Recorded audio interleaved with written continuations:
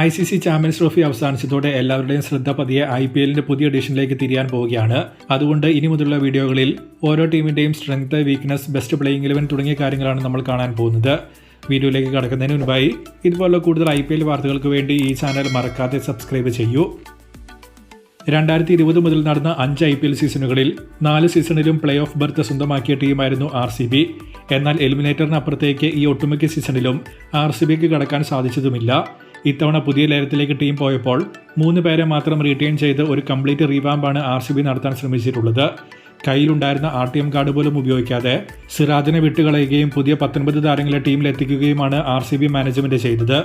എല്ലാ സീസണിലെയും പോലെ തന്നെ ഇത്തവണയും RCBയുടെ ഏറ്റവും വലിയ സ്ട്രെങ്ത് അവരുടെ ടോപ്പ് ഓർഡർ ആയിട്ടാണ് കാണപ്പെടുന്നത്.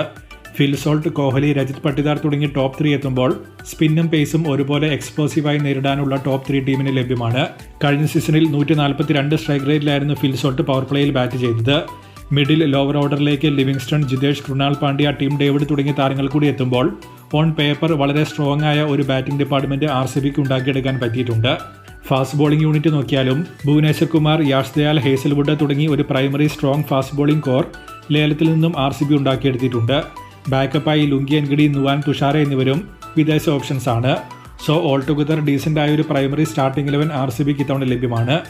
എങ്കിലും ഇവിടെ കാണാൻ സാധിക്കുന്ന ചില പോരായ്മകൾ സ്പിൻ ഡിപ്പാർട്ട്മെന്റ് വളരെ മോശമാണ് എന്നതും ഇന്ത്യൻ ഫാസ്റ്റ് ബോളേഴ്സിന് പ്രോപ്പർ ബാക്കപ്പ് ഇല്ല എന്നതും ലിവിങ്സ്റ്റൺ, ജിതേഷ്, ടീം ഡേവിഡ് തുടങ്ങി സ്ഥിരതയില്ലാത്ത താരങ്ങളെ മിഡിൽ ഓർഡറിൽ ഡിപ്പെൻഡ് ചെയ്യേണ്ടി വരുന്നു എന്നതുമാണ്.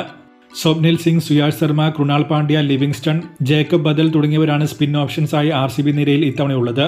മിഡിൽ ഓവേഴ്സിൽ ഒരു അറ്റാക്കിംഗ് സ്പിൻ ഓപ്ഷനായി യൂസ് ചെയ്യാൻ ഇതിൽ ആരും പറ്റുന്നവരല്ല. കഴിഞ്ഞ സീസണിൽ 14 മത്സരത്തിൽ നിന്ന് 42 ആവറേജിൽ 6 വിക്കറ്റും അതിനു മുന്നത്തെ സീസണിൽ 32 ആവറേജിൽ 9 വിക്കറ്റുമായിരുന്നു കൃണാൽ പാണ്ഡ്യയുടെ റീസെന്റ് IPL പെർഫോമൻസ്. സുയാഷ് കഴിഞ്ഞ സീസണിൽ കളിച്ച 2 മത്സരത്തിൽ 1 വിക്കറ്റ് പോലും നേടാതെ 12 എക്കോണമിയായിരുന്നു കീപ്പ് ചെയ്തത്. ലിവിങ്സ്റ്റൺ ആണെങ്കിൽ ടോട്ടലായി കളിച്ച 39 മത്സരങ്ങളിൽ നിന്ന് 11 വിക്കറ്റ് മാത്രമാണുള്ളത്. സോ ചിന്നസ്വാമി പോലെ റൺസ് ഒഴുകുന്ന ഒരു ഗ്രൗണ്ടിൽ ഈ സ്പിൻ ഡിപ്പാർട്ട്മെന്റ് ടീമിന് തലവേദന സൃഷ്ടിക്കാനാണ് സാധ്യത കൂടുതലുള്ളത്. ഭുവി, യാഷ് ദയാൽ എന്നിവർക്ക് ക്വാളിറ്റി ബാക്കപ്പ് ഇല്ല എന്നത് ഇവിടെ ഒരു പോരായ്മയായി തോന്നുന്നുണ്ട്. മോശം ഫോമോ പരിക്കോ മൂലം ഇതിൽ ആരെങ്കിലും സ്ട്രഗിൾ ചെയ്താൽ ഇൻഎക്സ്പീരിയൻസ്ഡ് ആയ റാഷിഖ് സലാമാണ് പിന്നെയുള്ള ഓപ്ഷൻ. അതുപോലെ തന്നെ ലിവിങ്സ്റ്റൺ, ടീം ഡേവിഡ്, ജിതേഷ് തുടങ്ങി ലോവർ മിഡിൽ ഓർഡർ എത്രത്തോളം ഡിപ്പെൻഡബിൾ ആണ് എന്ന് മത്സരങ്ങൾ കണ്ട് മാത്രമേ പറയാൻ പറ്റൂ. ജിതേഷിന്റെ സ്കോറിംഗും സ്ട്രൈക്ക് റേറ്റും ഓരോ സീസൺ കഴിയുന്തോറും താഴോട്ടാണ് 2022 മുതൽ പോയിക്കൊണ്ടിരിക്കുന്നത്. ഡേവിഡിനേക്കാൾ ബെറ്റർ ഓപ്ഷനായി കാണപ്പെടുന്നത് റൊമാരിയോ ഷെപ്പേർഡ് തന്നെയാണ്. സോ ഈ ഒരു ലോവർ ഓർഡറിൽ ആരെങ്കിലും സ്റ്റെപ്പ് ചെയ്തിട്ടില്ല എങ്കിൽ ഒട്ടുമിക്ക സീസണിലും കാണുന്നത് പോലെ തന്നെ 1-2 താരങ്ങളിലേക്ക് ചുരുങ്ങിപ്പോകുന്ന നിലയിൽ RCBയുടെ ബാറ്റിംഗ് എത്തിപ്പോകാൻ സാധ്യതയുണ്ട്. അതല്ല, ഇതിൽ ആരെങ്കിലും ഫോം കണ്ടെത്തിയാൽ എക്സ്പ്ലോസീവായ ഒരു ലൈനപ്പ് ടീമിന് കിട്ടുകയും ചെയ്യും. അവസാനമായി ടീമിന്റെ ഒരു ബെസ്റ്റ് പ്ലേയിങ് 11 നോക്കിയാൽ Phil Salt, Kohli opening, Rajat Patidar, Liam Livingstone, Krunal Pandya, Jitesh Sharma, Romario Shepherd, Bhuvi, Hazlewood, Suyash Sharma, Yash Dayal തുടങ്ങിയ ഒരു ടീമാണ് ഏറ്റവും സ്ട്രോങ് ആയി കാണപ്പെടുന്നത്.